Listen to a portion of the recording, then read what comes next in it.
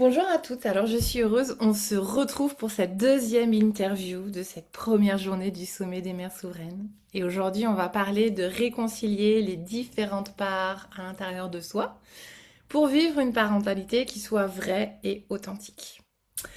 Voilà. Donc pour celles qui ne me connaissent pas, je suis Johanna Sandretto, j'accompagne les mamans et les femmes multipotentielles à s'ouvrir à leur présence, réensauvager sa vie. Pourquoi? Eh bien tout simplement pour oser être pleinement soi dans cette vie-là, dans ce monde, pouvoir porter sa voix et faire le choix de vivre depuis ses évidences. Bon, aujourd'hui, je suis super heureuse d'accueillir Marion Guillet, qui est aussi une amie avec qui on a co-animé des cercles. Et puis là, on va parler de maternité. Je me suis rappelé qu'il m'a hébergée au début de ma première grossesse, premier trimestre de ma première grossesse.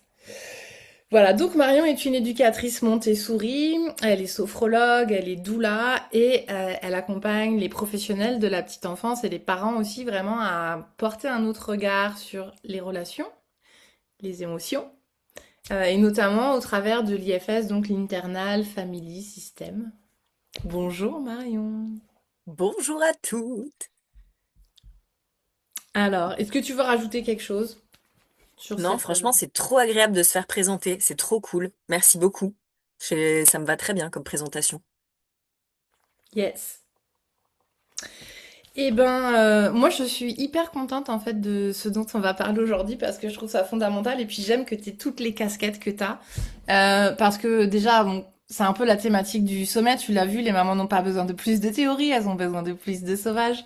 Et donc forcément, bon, il y a plein de choses qui sont peut-être pas comprises aussi dans la pédagogie Montessori, mais moi en tout cas, ce que j'ai vécu en tant que maman, c'est que et après, on va parler d'un des posts que tu as fait. Ça me ramenait beaucoup à cette injonction de vouloir être parfaite. Ou en tout cas, sans que ça soit une injonction, à ce, tu vois, ce désir qu'on peut avoir en tant que mère à un moment donné d'être parfaite et donc de se mettre un peu dans un rôle, etc.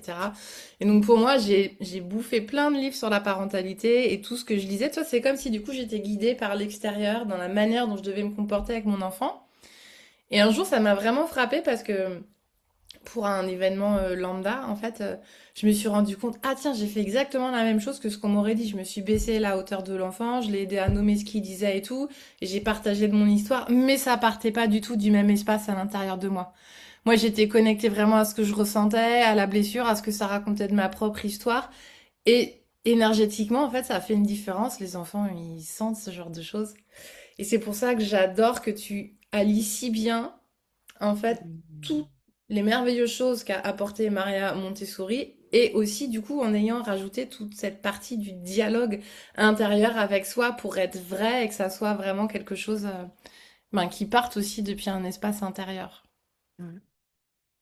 C'est drôle que tu dises ça parce que Montessori, quand les gens lisent les mots de Maria, non pas ce qu'on voit sur Internet, sur les réseaux sociaux, même à la Fnac, Nature et Découverte sur la pédagogie Montessori, mais quand les gens lisent vraiment ces mots de ces livres à elle, il y a plein de gens qui m'ont dit, mais moi j'ai compris que j'avais toujours mis ça en place avec mes enfants en fait. Effectivement, j'étais à contre-courant par rapport à l'éducation conventionnelle, mais j'avais jamais mis le mot Montessori dessus en fait, parce que la base de cette pédagogie, c'est se mettre, comme tu dis, à hauteur de l'enfant, respecter son propre rythme. Ce sont des choses qui peuvent paraître très naturelles en fait.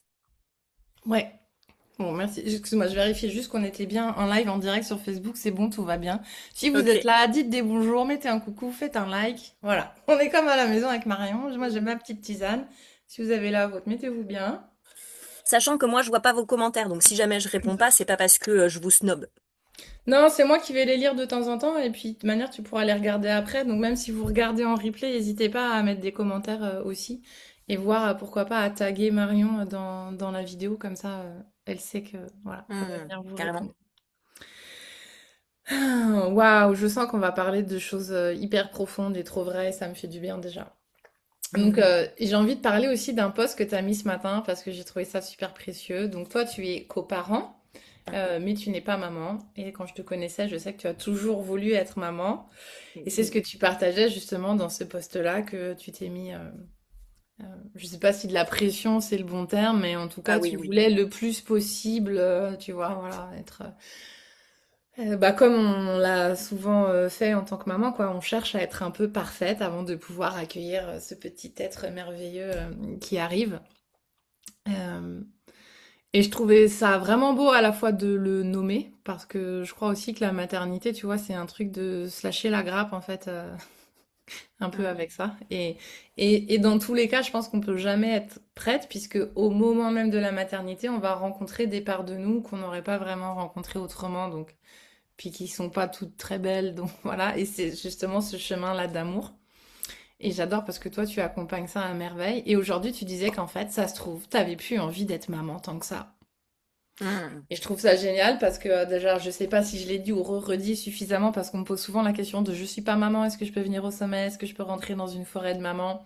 Je devrais mettre une grande banderole partout, mais dans le texte pour rentrer dedans, c'est un espace de réunion des mères, des femmes sources, des femmes ressources, Mm. voilà, qu'elles ont enfanté ou non, et de toutes celles qui ont envie d'explorer qu'est-ce que c'est finalement que d'être une mère pour soi. Et ça, est-ce que tu veux nous en parler? Parce que je crois vraiment que c'est ce que tu fais dans ton propre cheminement intérieur avec tes différentes parts intérieures. Oui, avec plaisir. C'est une très belle manière d'introduire l'internal family system. C'est une approche qui a été mise au point par le docteur Richard Schwartz ou Schwartz. Si vous avez envie d'en savoir plus, il y a plein d'infos sur Internet et dans les bibliothèques et peut-être chez des gens que vous connaissez qui ont des infos là-dessus pour pas toujours dire d'aller chercher sur Internet. Mais c'est effectivement cette idée de recréer une famille intérieure et donc de devenir, moi j'aime bien dire, sa propre daronne bienveillante finalement. Parce que on a grandi, pour la plupart d'entre nous, dans un modèle pédagogique et éducatif, que ça soit avec notre maman, notre papa, ou nos deux mamans, ou nos deux papas, ou peu importe, et aussi au niveau de la société, le modèle pédagogique, il était autoritaire et punitif. Et donc on s'est mis, nous aussi, à intégrer ce modèle-là dans notre manière de se comporter avec nous-mêmes, et en grandissant, on continue d'être autoritaire et punitif avec nous-mêmes, en nous critiquant dans notre tête, en nous disant justement qu'on n'est pas assez une bonne mère, qu'on n'est pas assez une bonne amoureuse, on fait pas assez ceci, on fait pas assez d'efforts, on va pas assez vite. On est en fait un peu en guerre contre nous-mêmes, contre qui on est vraiment et notre authenticité, à tout le temps nous dire qu'on devrait faire plus ou être moins ceci ou moins cela. Et donc, ce discours intérieur, moi personnellement, il m'a amené à la dépression, au burn-out, tellement j'étais méchante avec moi dans ma tête. Et quand j'ai découvert l'internal family system, alors que je suis formatrice en communication bienveillante, que je suis médiatrice, c'est quand même ouf de se dire que, mais bon, on dit aussi qu'on travaille là où on se soigne. Donc je pense que si j'ai fait tout ça, c'est parce que quelque part ça venait me réparer. Mais donc j'arrivais hyper bien avec tout le monde à faire de la communication bienveillante, même avec les pires ordures du monde. Avec moi, j'arrivais à faire de la communication bienveillante, mais avec moi-même, pas du tout. Je suis une merde, je suis trop conne, je suis nulle, j'y arriverai jamais, je dérange tout le monde. Franchement, mon discours intérieur, il était hardcore comme le Nord.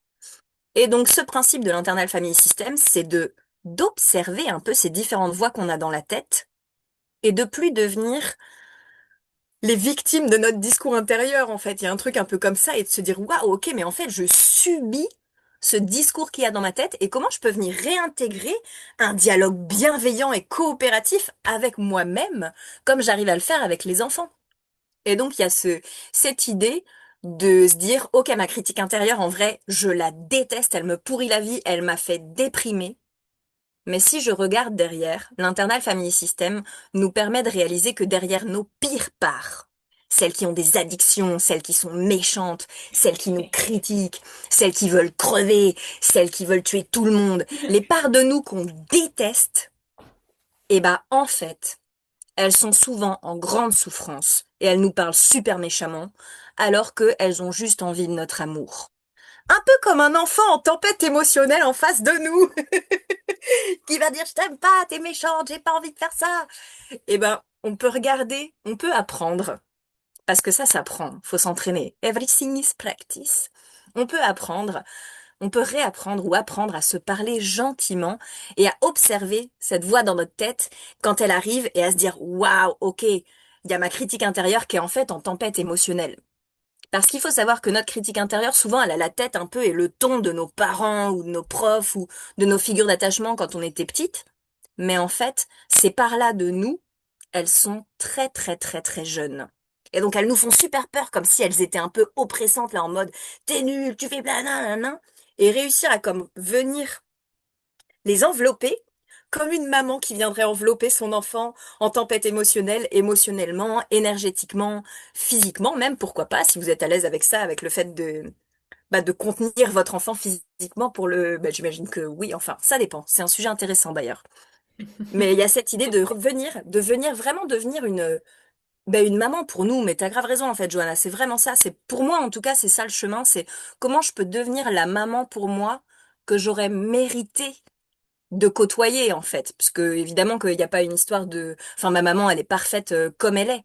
C'est juste que ma petite Marion intérieure, elle aurait mérité une qualité de présence différente et je peux lui offrir aujourd'hui. Yeah. Voilà. Merci. Et puis moi, j'ai même envie d'aller plus loin, tu vois, je pense que, bah, tu le sais, de toute manière, mon début dans la maternité, c'était une dépression du postpartum, j'ai un peu galéré. Et je crois que tant que moi, j'ai pas été capable de m'offrir ça à moi, je reproduisais des schémas et de la violence que j'avais reçue aussi, que ça soit au travers du choix des mots ou de perception, même juste de choses. Et en fait, ça m'a demandé, en fait, j'essayais de offrir ça à mon enfant, mais j'y arrivais pas. Et je me suis rendu compte que c'était impossible en fait d'aller faire ça si moi-même je pouvais pas avoir cette indulgence avec moi-même. Et donc je pouvais partir très vite aussi dans des conflits sur l'autorité où je dis ça, il répond pas, mais quand même, et ceci et cela. Mais moi, j'avais zéro indulgence vis-à-vis de moi quand je tenais pas le bon rôle, quand voilà, il n'y avait pas d'espace pour accueillir en fait ben, ce qui pouvait vraiment se ressentir, se vivre, même si avec la tête ou avec le rationnel, c'est pas la manière dont j'aurais aimé réagir, vivre les choses, etc. Mm. Et ouais, donc en fait, je pense vraiment que c'est fondamental, en fait, ce job-là. Parce que, comme tu dis, quoi, nos parts intérieures, en fait, c'est notre enfant intérieur petit, blessé. Mm. Et en tout cas, pour avoir cette bienveillance, j'ai envie de dire naturelle, quoi, tu vois, sans rien forcer, sans rien chercher, eh ben, ça demande, je pense, hein, vraiment de d'abord soi-même être capable de se l'offrir. Mais oui. Est-ce que je peux préciser quelque chose, enfin partager quelque chose qui me pop en tête?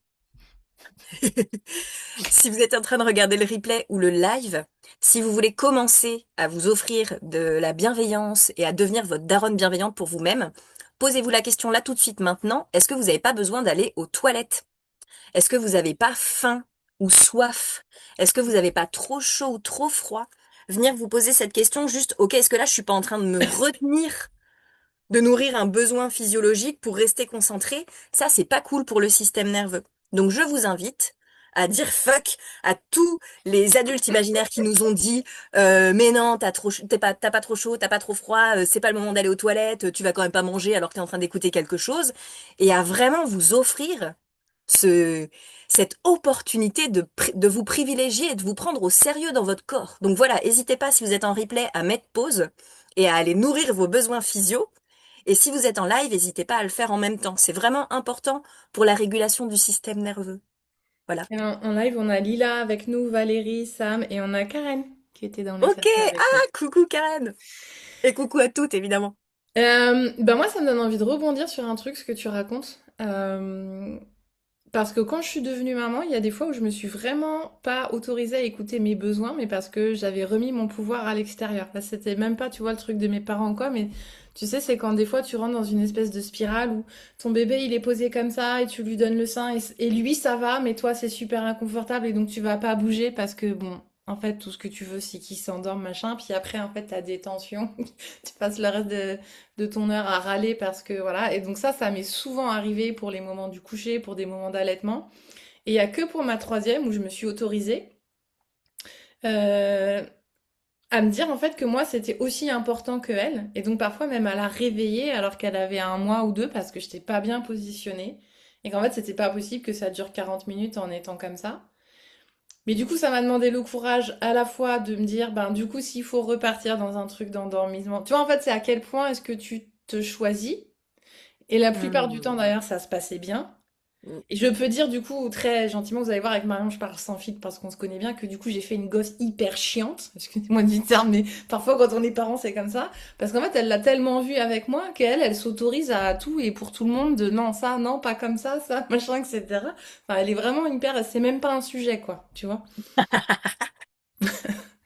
Et donc, effectivement. comme tu le dis si bien aussi, que ce qu'on transmet le mieux, c'est Mm. par l'exemple. Oui. À 100%. Et d'ailleurs, ma belle-fille se met à parler avec les différentes parts d'elle-même. Et c'est tellement efficace, je vous assure. Elle me voit beaucoup parler avec mes parts. Et parfois, quand elle va pas bien, je lui dis, mais est-ce que, genre, j'ai mal au ventre? Elle arrive dans le salon, j'ai mal au ventre, papa, Marion. Et là, je lui dis, oh, est-ce que tu veux demander à ton ventre ce dont il a besoin? Et là, elle écoute, elle dit, il veut un câlin. Et du coup, elle vient nous faire un câlin. Et après, elle avait plus mal au ventre, genre trop cute, elle avait pas osé nous dire, tu vois. Et maintenant, il y a plein de moments où, genre, quand elle se sent nulle, pareil, elle dit, mais je me sens nulle, j'ai fait une bêtise, je suis vraiment trop nulle. Je lui dis, waouh, il y a ta critique intérieure qui est hyper en colère. Et du coup, petit à petit, je l'aide à se dissocier de sa critique intérieure et à voir qu'il y a une Ouais. part d'elle qui pense qu'elle est nulle. Ouais. Et on peut prendre soin de cette part d'elle qui pense qu'elle est nulle. Enfin bon, bref, ça Ouais. marche super bien avec les enfants, l'internal family system. Et je voulais te dire, quand tu disais, euh, déjà bien wesh de t'être autorisé à te prioriser dans ces moments-là, parce que putain, j'ai l'impression que c'est vraiment la Mm. culpabilité et la honte dans la vie des mamans, ça a l'air d'être un délire, parce qu'on parle de la critique intérieure, mais la Oui, culpabilité et mais la honte, des elles fois, sont il y a bien aussi copines en juste même ce temps. truc qu'il y a tellement de fatigue, au bout d'un moment, tu sais que ça devient vraiment dans un espèce d'état de survie. Tu veux juste que ton bébé il dort, tu réfléchis même plus. Et entre Oui. guillemets, c'est là où tu commences à t'oublier toi et à pas exister. Moi, ça m'a pris mon troisième enfant pour me dire, ah non, ça va être mon warning, que là, je souffre et que donc, non, en fait. Mm. Sans même Ben être oui. encore déjà dans la culpabilité, je pense que des fois, t'es dans un état qui est Ben oui, oui, de toute survival, façon, quoi. la fatigue, Ouais. malheureusement, euh, elle nous déconnecte de notre néocortex un peu, tu vois. Donc quand on est fatigué, on est en mode un peu automatique. Mais si vous avez de la disponibilité intellectuelle, émotionnelle, logistique, ce qui fonctionne hyper bien quand vous avez votre besoin et celui de l'enfant en face, c'est de se dire, OK, comment je peux trouver un terrain d'entente? Mm. Comment je peux trouver un terrain d'entente entre le besoin de mon enfant qui est là de passer un moment privilégié avec moi et mon besoin à moi d'être dans ma bulle? Et l'idée de cette inclusivité intérieure, c'est ce nouveau regard que je vous propose d'inclusivité un peu psycho-affective, c'est de se dire, OK, comment je peux prendre en considération et son besoin et mon besoin en fonction de ma dispo, parce que c'est moi l'adulte. Vous voyez ce que je veux dire? Il s'agit pas de tout le temps se dire je dois aller vers l'enfant et puis l'enfant. Non, on est quand même prioritaire parce qu'on est responsable de la sécurité de l'enfant. Donc notre physiologie, notre bien-être est prioritaire. Mais cette idée de toujours chercher des terrains d'entente quand on est dispo pour, c'est vraiment de la bombe de balle et c'est quelque chose que vous pouvez faire après à l'intérieur de vous. Parce que vous avez votre enfant en face de vous qui vous réclame, par exemple, du temps avec vous, et vous sentez que non, vous avez besoin d'une bulle. Et là, vous pouvez vous dire, ah, t'es vraiment une mauvaise maman, t'as besoin d'une bulle, alors que ton enfant, il veut passer du temps avec toi. Ouais, mais en même temps, la dernière fois, quand on a fait ça, après, on n'était pas cool pendant tout le dîner parce qu'on lui en voulait d'avoir passé du temps avec lui alors qu'on avait besoin de notre bulle. Là, piou, terrain d'entente. Ok. Il y a une part de moi qui a envie que je préserve. Cette part de moi, elle veut que je préserve ma bulle, et cette part de moi, elle aimerait que je prenne soin de mon enfant. Comment je peux trouver un terrain d'entente? C'est une gymnastique intellectuelle qui régule le système nerveux, en vrai.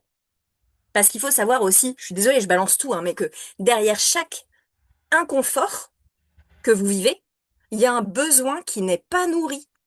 Mm. Et parfois, il y a plusieurs besoins. Et le besoin d'être une maman présente avec son enfant, et le besoin d'être une maman présente juste avec elle-même. Et ce conflit-là, si on l'accepte pas, il crée une espèce de dérégulation à l'intérieur. Alors que quand on se dit, ah ok, en fait, il y a une part de moi qui veut, une part de moi qui veut pas, et il n'y a pas d'autorité à l'intérieur, il n'y a pas de toi t'as raison, toi t'as tort, il y a on va coopérer ensemble et chercher des terrains d'entente. Et ça marche dans les disputes avec vos mecs, avec vos meufs, avec vos boss, avec tout le monde. La recherche du terrain d'entente, c'est pépite. Moi, je partage que du coup, quand j'étais avec ma troisième, j'étais dans ton espace de la bulle et que j'avais écouté une partie de ce que tu faisais pendant que je berçais mon bébé. Des fois, qu'il y avait. Et ouais, ça, c'était hyper aidant, tu sais, de vraiment de quand t'as beaucoup de temps, d'avoir aussi une nourriture pour toi en tant que adulte, être, femme, voilà. Et moi, j'en suis vraiment arrivée à ça et du coup, il y a zéro culpabilité, quoi. À ce truc, c'est je suis sortie du dilemme parce que pour mon premier, c'était ça, dans ma perception des choses, de la relation, c'était ses besoins en opposition avec les miens. Donc, il me volait ma vie, enfin, tu vois, tout un tas de discours, en fait, qu'on peut se raconter. Sauf que quand t'es là-dedans, t'es en train de créer en fait aussi des choses pour toi que t'as pas envie. C'est-à-dire que t'es encore plus fatigué, tu vois, et tu t'ouvres, tu te fermes, pardon, à la possibilité de recevoir tous les cadeaux qui sont là dans ce cas-là, et donc de revenir uniquement à moi. Mais maintenant, j'ai zéro culpabilité. C'est que moi le centre de ma vie en fait, tu vois, Trop vraiment. stylé. Et du coup, je me suis dit, ben oui, parce que je le ressens qu'il y a une part de moi, c'est pas le besoin de mon enfant. C'est qu'il y a une part de moi, parce que je suis mère et c'est une vérité, qui a vraiment besoin d'y répondre en vie, que c'est aussi physiologique, c'est aussi hormonal, c'est aussi de l'ordre de la survie, enfin bon, tu vois, voilà, jusqu'à un certain âge, hein, parce que ça, on en parle après, des fois, on a envie de répondre à leurs besoins pareil quand ils ont 3 mois que quand ils ont 3 ans, alors que, enfin, besoin, à leurs demandes, on va dire, pour être plus, voilà. Et de comprendre qu'il y a une autre part de moi qui a besoin d'autres choses en même temps. Et ça, c'était la grande découverte. C'est que déjà, juste le fait de le reconnaître, pouf, il y a comme un, tu sais, un truc de pression qui se relâche là, même si je peux pas forcément y répondre. Et c'est là où tout à l'heure je parlais de revenir dans son pouvoir. Ben, moi, ça m'a permis d'enlever tous les vocabulaires de je subis autour de la maternité. Il existe Hmm. beaucoup, tu vois, je suis mère, je peux pas faire ça, je suis mère, j'ai pris du poids, etc. Parce qu'en fait, c'est moi qui vais choisir. Hmm. Qu'est-ce qui est le plus important pour moi là? Même si je suis crevée, que j'aimerais ça, en même temps là, il est en train de pleurer, machin. Moi, en tant que être et moi au centre, qu'est-ce que je veux incarner? Qu'est-ce que je vais choisir? Hmm.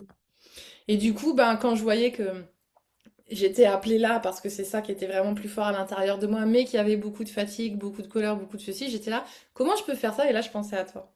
En me faisant Hmm. plaisir. Tu sais, quand tu me Voilà. parlais de faire sa déclaration des impôts en ayant du kiff, bon, bah voilà, je me suis demandé en fait. Comment je peux faire ça en ayant du kiff? Est-ce que tu veux nous partager ça, justement? Le si c'est pas fun, c'est pas viable. Ouais. Ah, j'aurais pas pensé l'associer à ça. C'est vrai que ça me fait réaliser que la méthode que je suis en train de vous proposer de l'IFS, moi, je la trouve fun. Et du coup, c'est viable pour moi. Parce que moi, ça m'amuse d'utiliser mon cerveau pour chercher des terrains d'entente quand il y a des conflits. Il y a des gens, peut-être, c'est pas du tout ça qui est fun pour eux. Et du coup, je vous inviterai à trouver des moyens de rendre fun des pratiques que vous avez envie d'intégrer ou des concepts que vous avez envie d'intégrer, mais de chercher votre moyen de rendre ça fun. Parce que moi, la manière dont je vais rendre fun ma vie avec ma relation avec moi-même, ça va pas être la même pour vous. Et je crois que je suis pas sûre de bien répondre à ta question, mais ça me donne envie vraiment de vous inviter à vous approprier ce qu'on vous partage, parce que toute la semaine, là, il va y avoir comme partage de prendre ce qui vous parle et de pas prendre le reste et de le faire à votre tambouille un peu, parce qu'on est vraiment toutes et tous différents. Et effectivement, si on rend ça fun, bah c'est viable. Si on se dit, il faut que, moi je suis allergique émotionnellement au verbe falloir et devoir, même si ça va mieux ces dernières années. Mais si dans ma tête ou dans votre tête vous dites, il faut que je fasse ça, ça peut casser le fun. Alors que si vous dites, ok, il y a ça qui existe, il y a ça qui existe et je choisis deux, bah ça rend les choses vachement plus viables, vachement plus agréables. Je sais pas si j'ai répondu à ce que tu disais. Si, si, c'était grosso modo ce que je voulais dire. Et puis moi, tu vois, ça, je trouve que ça va bien plus loin que ça. C'est pas... Enfin, oui, il y a si c'est pas fun, c'est pas viable, mais il y a toute la question de quelle est la place qu'on fait au plaisir. Et puis vu qu'on est dans le sauvage, on peut en parler à notre énergie de vie sexuelle, de Hmm. sensualité. Et le plaisir, il peut être devant un coucher de soleil. Il peut être... Moi, pour moi, en tout cas, quand j'étais maman, au début, je le suis toujours, mais au tout début, parfois, il y a des moments, elle avait des coliques, c'était terrible pour moi. Ben, c'était de sentir la terre sous mes pieds. Et s'il était 3 heures du matin, et ben, j'y allais. Ou comment je pouvais danser, chanter. Et donc, évidemment, ça lui bénéficiait. Mais à moi aussi. Et c'est, tu vois, à partir de ce moment-là où je suis sortie de la notion Hmm. d'opposition, mais de synergie. Et où j'ai eu zéro culpabilité à redevenir le centre de ma vie. Parce que j'ai compris que moi, quand je suis depuis mon centre, je suis en lien avec l'infiniment grand, l'infiniment petit, que je suis exactement là où je dois être pour mon enfant, tu vois. Pour Hmm. la manière où ça résonne le mieux, en fait. Euh, Hmm. et d'ailleurs, c'est hyper, enfin, c'est marrant de le constater, mais quand tu essayes de calmer ton enfant avec toi-même, t'es énervé, parce que c'est les principes de co-régulation, ça marche moyen. Et donc moi, maintenant, ma technique avec la troisième, ça jamais, c'est pas ce que j'ai fait avec les deux autres, c'était juste de m'occuper de ma pomme. Et moi, quand Hmm. j'étais bien, et ben tiens, c'est marrant, bébé, il s'est calmé, puis il est en train de s'endormir, et puis voilà, tu vois. Et donc, ouais, je trouvais ça vraiment précieux sur ce que ça enseigne sur la relation aussi, puisque moi, la relation, je l'avais jamais vécue depuis moi. Mais Hmm. toujours depuis comment je fais pour faire plaisir, pour éviter un conflit, pour être aimé, pour... je sais pas quoi, enfin, pour, tu vois. Ben oui, je vois très bien, ouais, le people pleasing, quoi. On s'efface complètement pour nourrir les besoins des autres, on oublie les nôtres et ça marche pas longtemps. Enfin, si, ça marche très longtemps, mais quand ça s'arrête de marcher, c'est intense. Hmm. Et pour répondre à ta question de l'IFS, moi, par exemple, je sais que trouver un terrain d'entente, c'est pas forcément le truc qui me vient spontanément ou qui est le plus fun. Mais ce que j'ai retenu de ça, c'est le fait de pouvoir identifier qu'il y a différentes parts en moi. Et que ça, Hmm. déjà, ça permet d'apaiser. Et qu'après, moi, j'adore passer par le corps. Enfin, dans ma manière de vivre le sauvage, c'est ça aussi. Ben, je leur permets de s'exprimer Hmm. chacune dans mon corps. Et après, je vois bien, une fois que ça a été traversé, qu'est-ce qui est le plus présent. Et c'est à partir de là que j'essaye de décider. Tu vois, donc ça décentre. Moi, ce que ça me sert, c'est à décentrer du mental dans la prise de décision. Hmm. Ce que tu dis, ça me fait penser à un autre aspect de l'internal family system, parce qu'il y a cet aspect famille intérieure avec nos parts protectrices ou nos parts inconfortables, des facettes de nous qu'on n'aime pas trop, quoi, qui sont là en fait pour nous protéger et qu'on peut venir apaiser. Mais il y a cette dimension, nos parts ressources. Et quand je t'entends parler des pieds dans la terre ou de recontacter ton sauvage, moi, ça me fait penser à nos parts ressources parce qu'on en a aussi des parts de nous.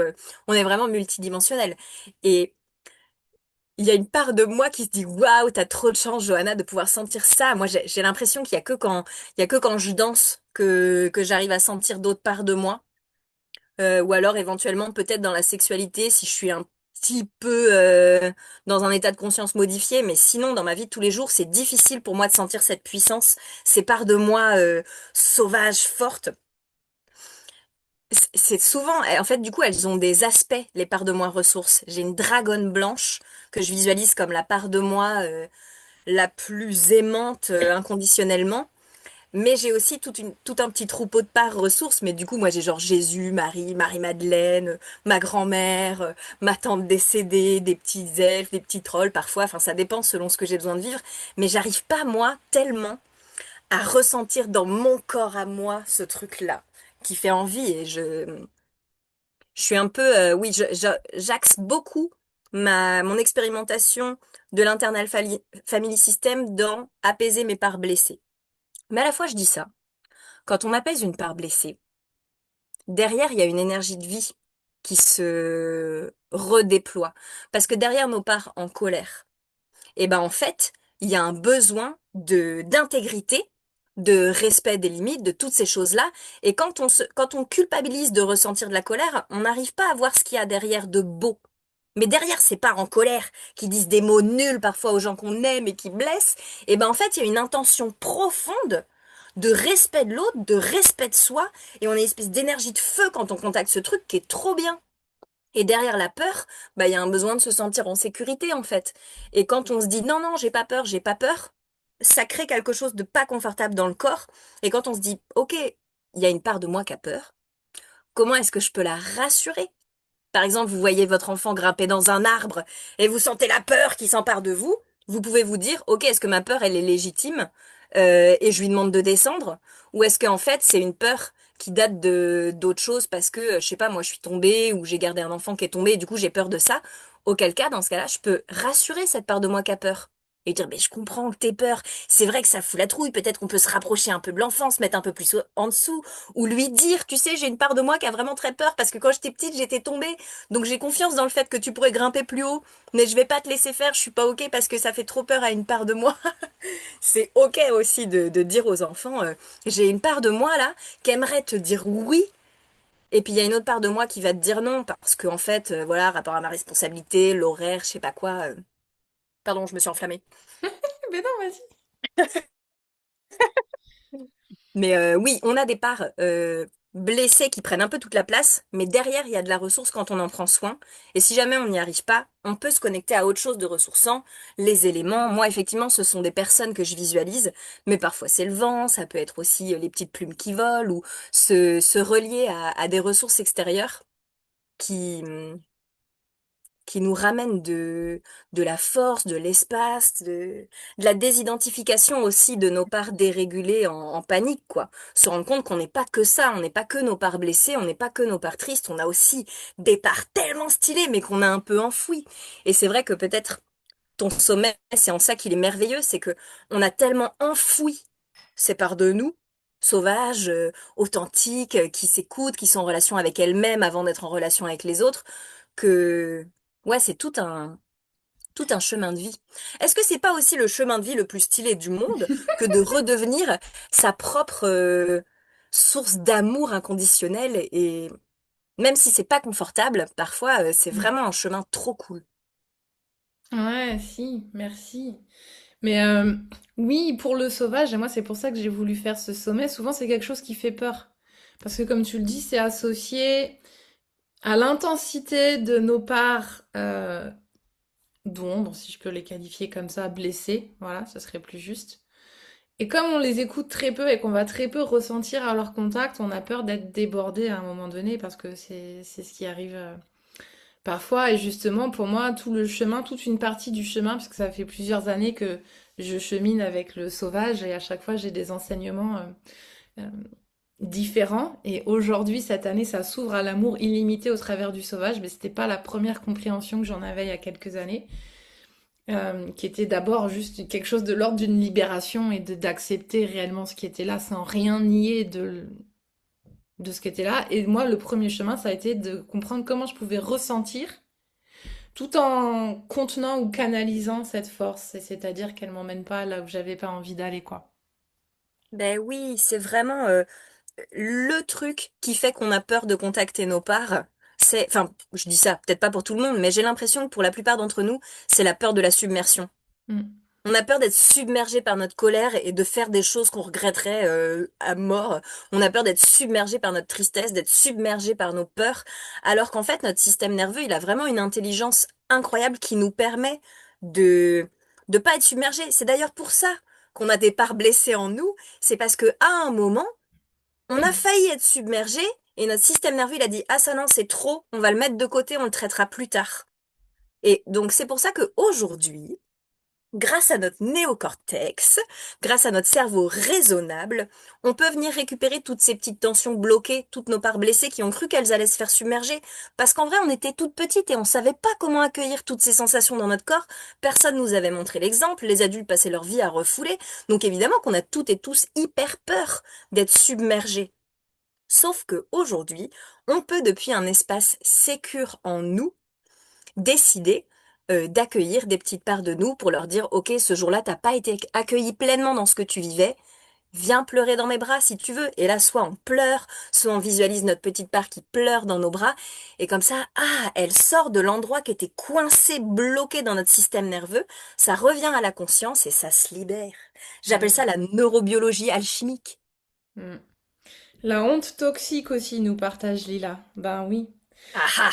Et moi, toi, j'ai envie de rebondir sur ça parce que en tant que maman, il y a des fois où je suis submergée, hein.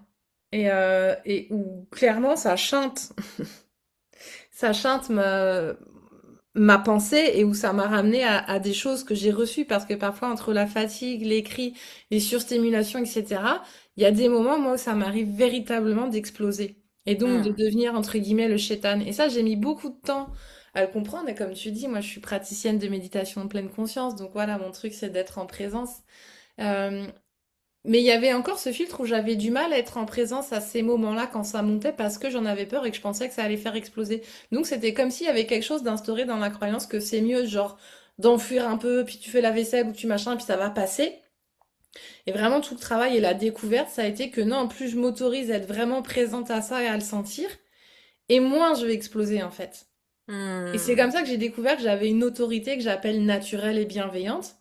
Parce que quand j'étais au contact de ça à l'intérieur de moi et que je disais à mes enfants ce que j'avais à dire, mais je peux te dire que c'était compris en fait. Et c'était dans mon corps, tu vois, ça passait pas par... Et c'est là que j'ai découvert que je pouvais dire un truc et me taire derrière et juste rester. Parce que eux, il leur faut le temps aussi d'intégrer, de comprendre, de un oui, un non, machin.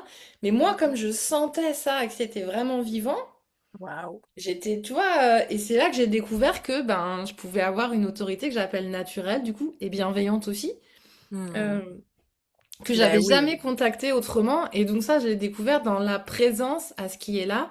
Et pour moi, quand tu es présente à ce que tu vis, tu peux pas devenir violente, tu peux pas devenir... Enfin, tu vois, voilà. Donc c'est l'entraînement, Hmm, parce que comme tu dis, tout se practice, ça aussi, ça s'entraîne. hmm.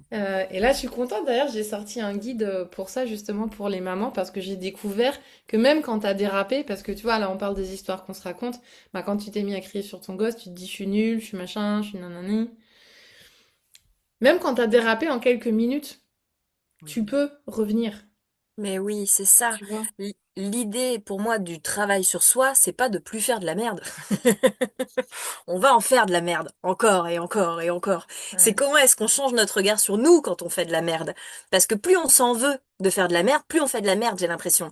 Alors que plus on se dit, waouh, ok, j'ai fait de la merde pour une raison, probablement. Et c'est Lila qui parlait de honte toxique, je crois.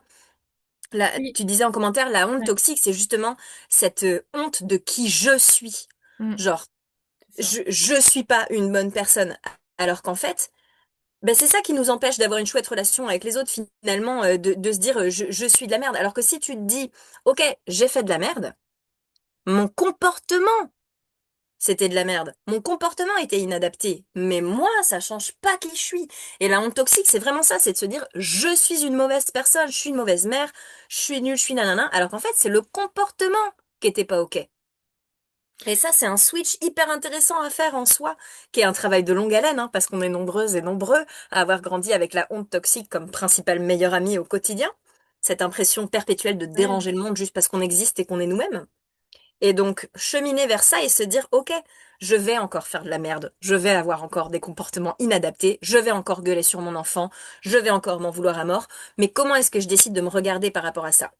Je vais faire un parallèle qui est peut-être pas idéal, mais moi j'ai de gros problèmes de consommation d'alcool et pendant 15 ans de ma vie, chaque matin, où je me réveillais après une énorme cuite, je me disais mais je suis vraiment la pire des merdes du monde et il faut que je me punisse plus fort pour arrêter de recommencer. Spoiler alerte, ça n'a pas fonctionné. Et donc, il y a quelques années, j'ai changé mon discours intérieur sur, ok, je suis pas une merde, j'ai ce comportement-là qui est complètement inadapté, qui fait du mal à mes proches parfois, et je vais aller prendre soin de cette part de moi qui fait ça, qui picole. Je vais arrêter de lui dire qu'elle est nulle, qu'elle est conne, je vais essayer de comprendre ce qu'elle essaie de régler, en fait, en faisant ça. Et ben, ça fait que depuis, mes problèmes de conso d'alcool, ils ont quasiment disparu. Ça a mis, j'avoue, Johanna, tu sais d'où je viens? Mon chétan, je l'ai pas recroisé depuis plusieurs années maintenant. Enfin, peut-être depuis 2 ans. Et puis, c'est un tout petit bébé chétan maintenant. C'est, et c'est parce que j'ai réussi à switcher ce truc de honte toxique à honte saine. Mm. C'est sain d'avoir honte d'un mauvais comportement. Avoir honte de soi, c'est pas normal. C'est un truc qui vient d'ailleurs pas de nous et c'est hyper douloureux. Mais ça s'accompagne. On peut vraiment, comme avec notre critique intérieure, notre honte toxique, c'est aussi une part de nous très très jeune souvent et très blessée, et on peut petit à petit l'aider à se sortir de tout ça. Waouh, je trouve ça hyper beau ce que tu racontes. Et j'ai envie d'aller plus loin en plus parce que, toi, c'est ce que je disais en parlant de mon guide de corrégulation, c'est que nous-mêmes, on va se dire, bah, on est nul, on va culpabiliser et tout, mais ce que j'ai observé, alors je pense ne pas être la seule à avoir ça comme comportement, c'est que du coup, pour me protéger moi, je dévie ça sur mon enfant. Ah, mais Bah en oui. même temps, c'est de sa faute, il est franchement énervant ou etc. Tu vois? Et du coup, je suis en train de lui transmettre cette espèce de honte toxique. Donc, ouais, c'était vraiment intéressant. Moi, c'est un cheminement de 4 ans hein, avant de, tu vois, Mais de oui, on en... sortir de ces fonctionnements. Et aujourd'hui, je trouve ça, tu vois, beau aussi, c'est que mes enfants, entre guillemets, je leur ai donné les clés. Parce que moi, je me rappelle, un jour, mon père, il m'a dit, mais pourquoi tu me disais pas que, tu vois, je sais pas, j'étais violent ou ceci ou cela. Bon, mais en fait, moi, j'étais complètement figée. Ça, je me suis posé la question, je me suis dit, mais oui, je sais même pas. Et moi, mes enfants, je leur ai dit...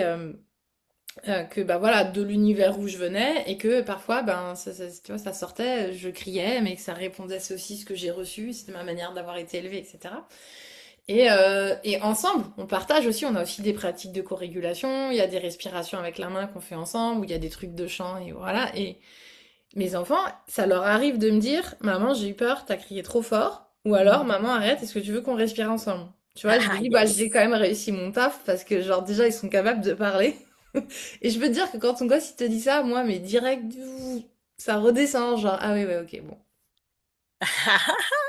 Il y a Énorme. Karen qui dit la honte de soi, honte d'un comportement, j'adore. Voilà. Ben oui, c'est Guillaume de Chamanisme Intégratif qui en parle beaucoup de la honte toxique et Camille Thomas aussi. Guillaume de Chamanisme Intégratif et Camille Thomas sont deux personnes pour moi phares dans la vulgarisation du système nerveux et ils parlent beaucoup de ce truc-là de honte toxique et honte saine parce que c'est un gros sujet quoi. Et pour revenir sur ce que tu disais Johanna de on en veut à l'enfant. Moi, j'ai vécu ça avec ma belle-fille par rapport au câlin. Elle était très demandeuse de câlins. Et moi, j'ai des soucis au niveau tactile. Dans ma famille, on se câlinait pas du tout. Plus, je pense que je suis autiste. Je suis en train de le découvrir. Mais bon, en tout cas, ça crée un inconfort énorme chez moi. Et je le lui faisais sentir un peu par moment. Quand elle me demandait un câlin, je, bah dans ma tête, déjà, j'étais en mode, oh, c'est bon, je suis pas sa maman, je peux pas être celle qui la console tout le temps. Et puis petit à petit, je me suis dit, waouh, mais c'est horrible en fait, je peux pas coexister avec elle alors que ça me tend quand elle me demande des câlins. Donc je suis allée m'asseoir avec ma petite Marion intérieure, je suis allée chercher d'où venaient toutes ces choses-là, j'ai apaisé un peu des charges, et puis surtout, j'ai osé en parler un jour à ma belle-fille. J'ai Mm. osé lui dire, tu sais, j'adorerais dire oui à toutes tes demandes de câlins, j'aimerais trop ça. La vérité, c'est que comme j'en ai pas reçu quand j'étais petite, ça crispe mon corps, c'est quelque chose qui est pas très confortable pour moi, et donc j'ai besoin que ça se fasse dans certaines situations, pas tout le temps. Et depuis ce jour-là, mais c'est tellement agréable de lui faire des câlins, et je lui en veux plus jamais, et enfin, ça fait longtemps maintenant, cette histoire des câlins, mais effectivement, tant qu'on prend pas soin de notre enfant blessé intérieur, on en veut un peu à l'enfant d'en face. Mais comme avec la colère, un enfant hyper en colère en face de toi, si toi t'as jamais osé être en colère, mais tu vas péter un câble intérieurement contre lui en fait. Genre mais qu'est-ce qui lui arrive? Alors que si tu reconnais le fait que la colère elle est légitime chez tout le monde tout le temps, ça n'excuse pas les comportements, mais la colère elle est légitime, bah tu peux plus lui en vouloir quelque part à l'enfant en face de toi d'être en colère quand toi-même tu vois la colère que ressent ton enfant intérieur et que tu deviens une daronne bienveillante pour ta part en colère. Mm. Et est-ce que toi, tu veux partager ta vision à toi de qu'est-ce que c'est que le sauvage? Oh La my femme God. sauvage. Hmm. J'ai l'impression qu'il y a quelque chose qui me pop dans la tête, c'est celle qui pose ses limites. Je me revois à moitié à poil pendant tous les festivals dans ma période de vie de hippie où j'avais l'impression d'être cette femme sauvage, tu vois, je me baladais vraiment à moitié à poil au milieu des gens en mode rien à foutre. Et je crois que il y a cette idée de limite, ouais. Un peu comme quand je suis en train de danser sur la plage et que je sais que je suis regardée mais que je m'en fous complètement. Je crois que pour moi la femme sauvage, c'est celle qui qui écoute vraiment ce qui se passe dans son corps et qui laisse pas les gens se mettre en travers de elle et de ses besoins. Je crois qu'il y a un truc comme ça Ouais, un bah peu. oui, c'est ça. C'est ça, et c'est fou, tu vois. Et moi, c'est le premier truc qui me vient quand on parle de sauvage, c'est cette autorisation-là, tu vois. Liberté, le mot qui Mm, va avec, mais ce dont tu as parlé aussi, c'est qu'en fait, c'est le début du chemin vers quelque chose qui nous reconnecte à l'amour profond qu'on a, qu'on est, et que du coup, quand on s'autorise ça, à voir ce qui est vraiment là et qu'on arrête de faire semblant, euh, ben, il y a quelque chose d'autre qui peut se vivre, et pour moi, c'est aussi vraiment une force d'amour, tu vois. Mais Qui va tellement. de là. Mais je crois en fait que il est là le truc fucké, c'est qu'on a confondu euh, amour et autre chose, alors que l'amour, ça va avec le respect. Et Mm. j'ai l'impression que écouter sa colère, c'est se respecter. Et se respecter, c'est s'offrir de l'amour, en fait. Mais comme on nous a appris à pas écouter notre colère, à pas écouter notre côté sauvage, ben, on a l'impression qu'on manquerait de respect au monde, ou j'en sais rien. Il y a un truc qui est foireux, en tout cas.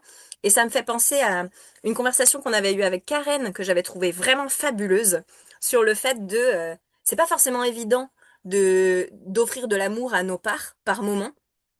Le respect est beaucoup plus accessible, parfois. Mm.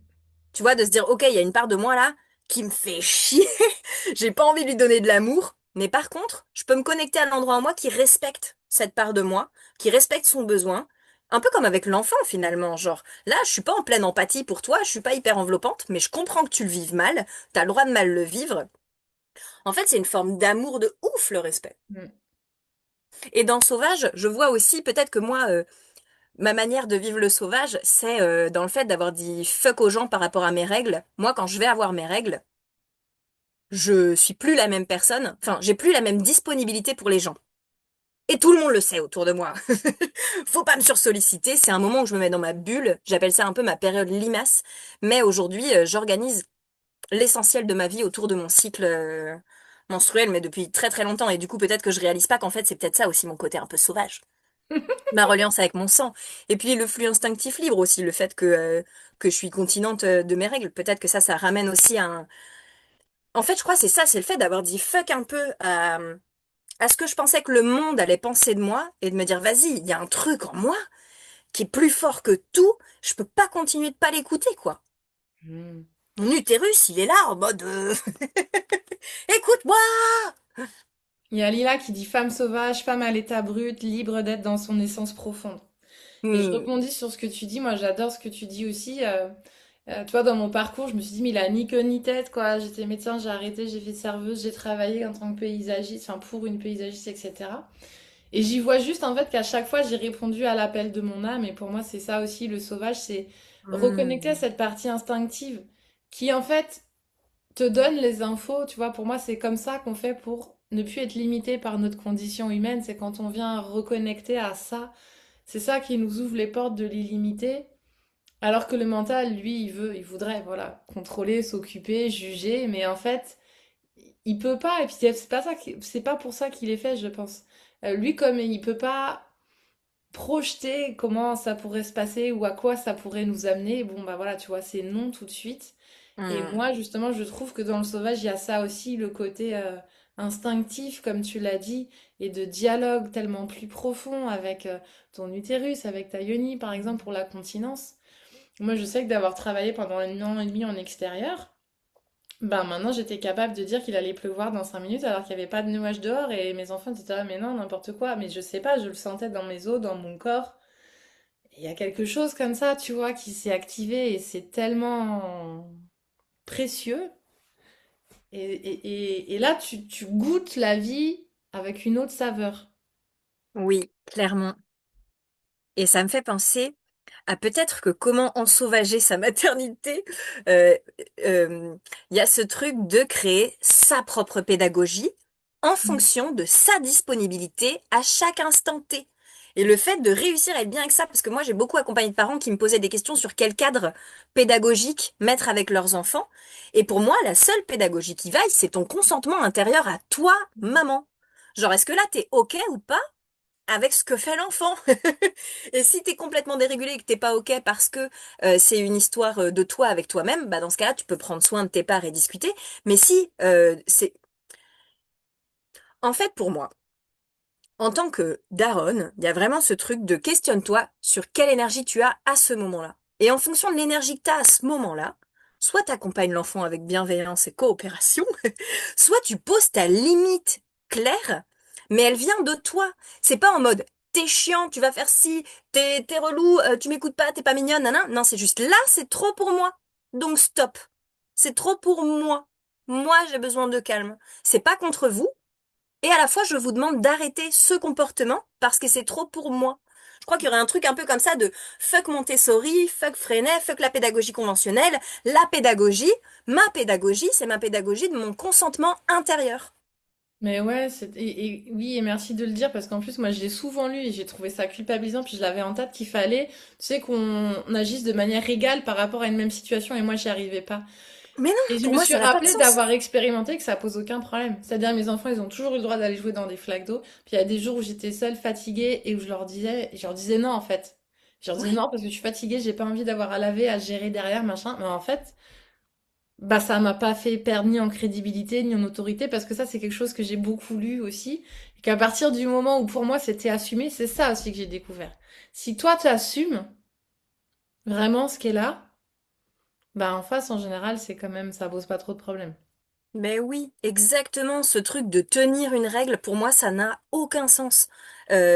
Sauf peut-être dans certaines situations où les routines, les rituels doivent être très très précis.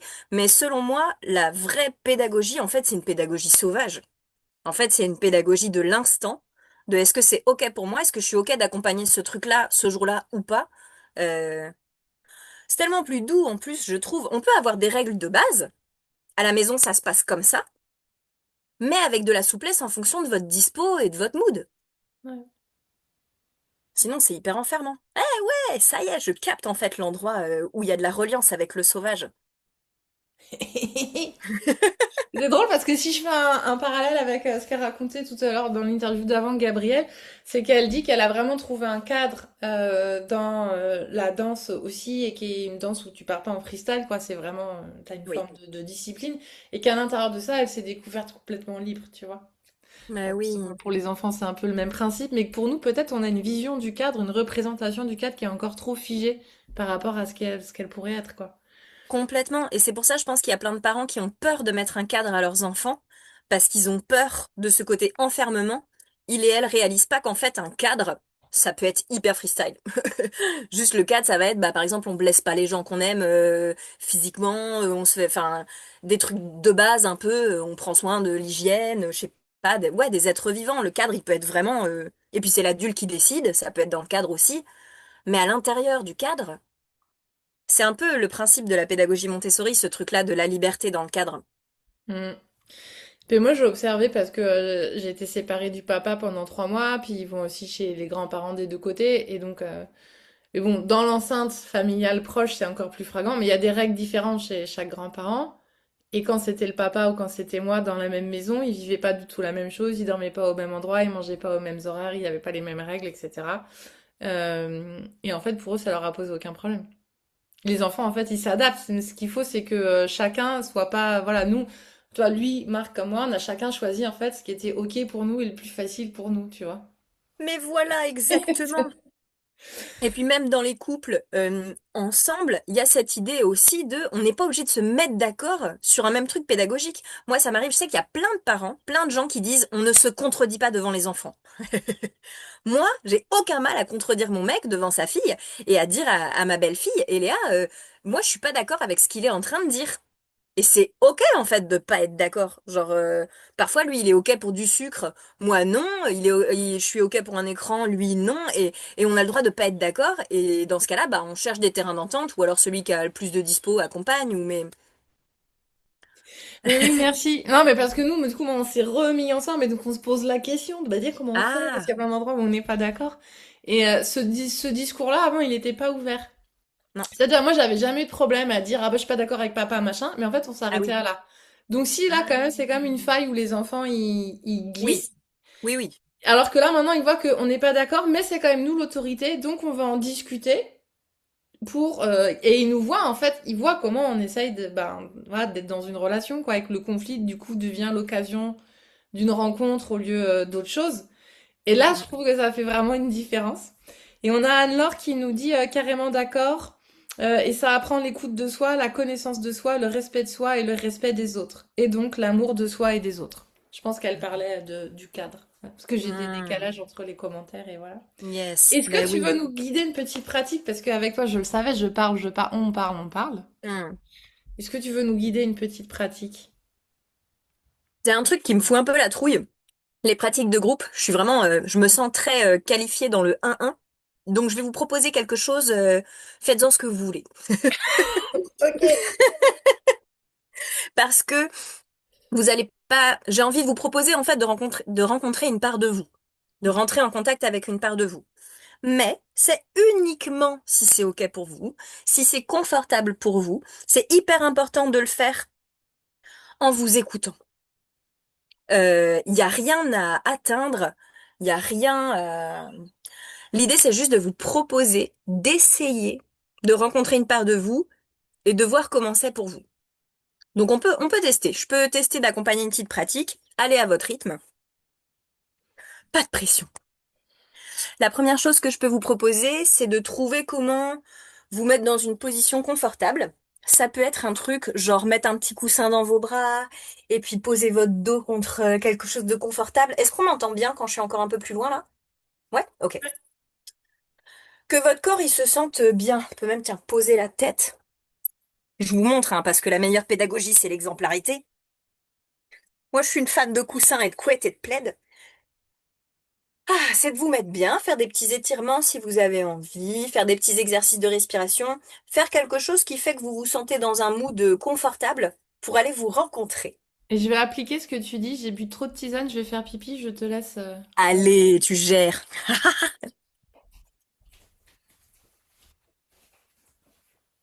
Et je vais vous proposer de penser à une situation légère. Pas trop hardcore, quoi. Choisissez quelque chose de tranquille, une situation un peu inconfortable que vous vivez avec enfant ou avec qui vous voulez ou même avec vous-même en vrai. C'est vraiment ouvert, mais une situation, voilà, qui est un peu source de tension en ce moment et vous vous sentez capable d'aller regarder un peu ce qui se passe en vous par rapport à ça. Ah. Je vous propose de penser à cette situation qui est pas très confortable pour vous et de voir comment c'est dans votre corps. C'est possible, probable, qu'il y ait une tension qui apparaisse quelque part. Et ce que j'aimerais vous proposer, c'est d'essayer d'offrir un peu de présence à cette tension pour commencer, sans chercher à la comprendre ou à la modifier, mais juste de lui apporter un peu de votre présence. Hmm. Cette tension qui se crée en vous quand vous pensez à cette situation, j'aimerais que vous vous posiez la question de comment est-ce que vous vous sentez par rapport à elle.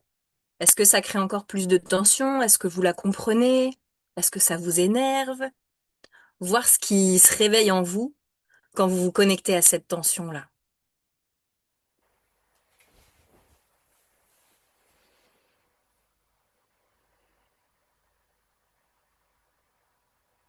Si vous ressentez de la compréhension pour cette part de vous, je vous invite à essayer de lui faire sentir à votre manière de l'amour et à essayer de lui apporter des choses qui lui feraient du bien. Si vous n'arrivez pas à apporter de l'amour à cette tension en vous parce qu'elle crée un autre inconfort, de la colère ou de l'incompréhension, je vous propose d'essayer d'offrir de l'amour et de la compréhension ou du respect à ces parts de vous qui sont pas à l'aise avec cette tension.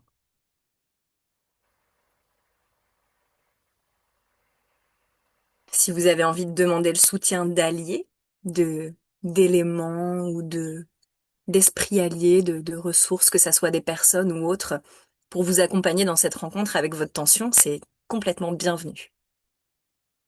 Et ma proposition ensuite, ça va être de demander à votre tension ou à votre inconfort nouvellement apparu si il y aurait un message pour vous.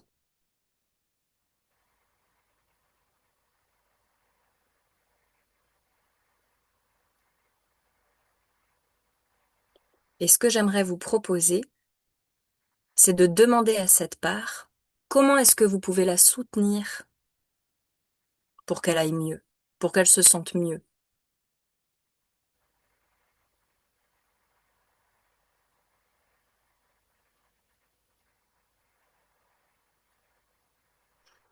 Que vous arriviez ou non à entendre les messages de vos parts, que vous arriviez ou non à leur offrir de l'amour ou du respect, c'est déjà trop canon d'essayer d'entrer en lien avec vos tensions. C'est déjà une première manière de faire un premier petit pas vers elles. Parfois, elles sont très réceptives, parfois, elles le sont pas, elles ont besoin de plus de temps, et c'est complètement OK.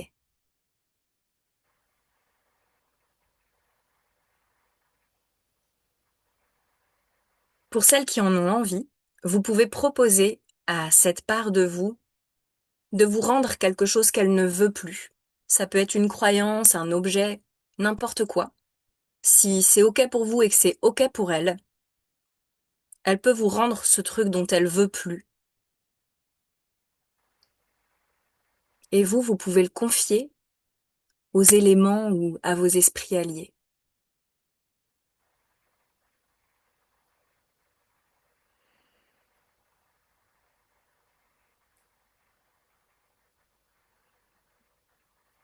Et quand ce sera bon pour vous, je vous invite à remercier vos parts pour ce premier petit contact avec elles, à leur proposer de revenir les voir plus tard si vous en avez la dispo, si vous en avez envie,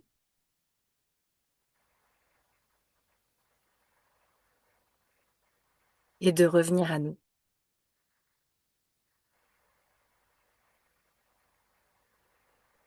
Je vous propose volontairement une mini rencontre parce que comme je suis pas avec vous, je suis pas à l'aise à l'idée de vous emmener dans quelque chose de plus intense avec vos parts. Parce que parfois, il y a des parts de nous, quand on entre en lien avec elles, elles sont là.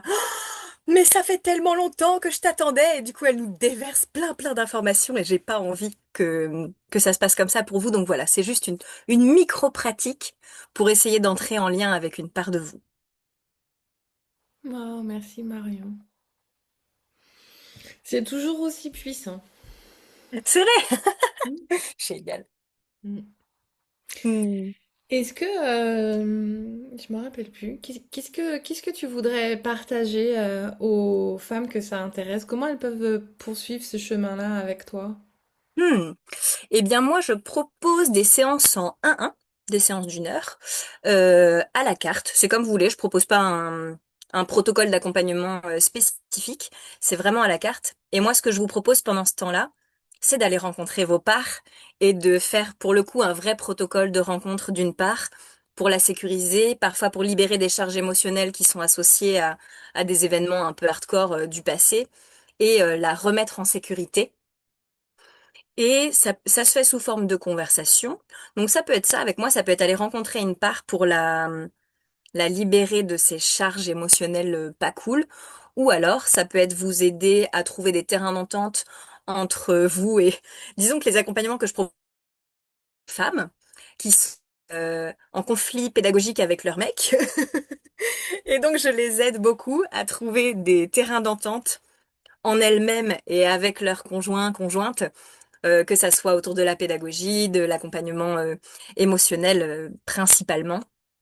Mais voilà, ce que je propose, c'est de l'accompagnement en 1-1 avec les femmes que ça intéresse pour essayer de créer ce monde intérieur bienveillant et coopératif.